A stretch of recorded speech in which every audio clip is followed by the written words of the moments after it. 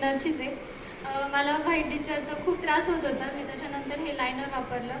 2 महिने मला इतका त्रास व्हायचा की बाहेर जाताना खूप त्रास व्हायचा की आपण बाहेर जायचं, मग कोणी काय म्हणाल, म्हणजे टोटल लक्ष आपलं बाहेर नसायचं, पूर्ण त्याच गोष्टीकडे असायचं की मी म्हणजे मला व्हाईट डिस्चार्जचा त्रास होतोय, मी कसं बाहेर जाऊ, काय करू.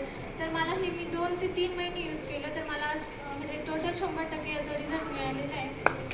आणि त्यानंतर पिरियडमध्ये खूप त्रास व्हायचा, म्हणजे डॉक्टरकडे गेल्याशिवाय पर्यायच नसायचा. अक्षरशः टोटल झोपूनच राहावं लागायचं.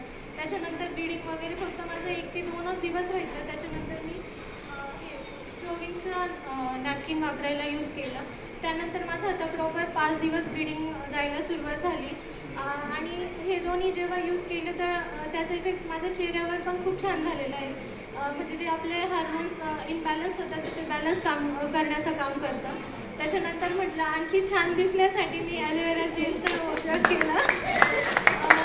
म्हटलं आपण आणखी छान दिसावं म्हणून मी ॲलोवेरा जेल यूज केला.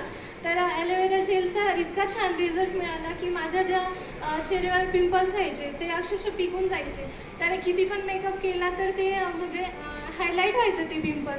मग त्याच्यामुळे मी हे ॲलोवेरा जेल यूज केलं. जे खड्डे असतात चेहऱ्यावरचे ते पण प्रॉपर माझ्या हातात भरत चाललेले आहे. म्हणजे कम्प्लीट मी आता ही 3री बॉटल आहे माझी.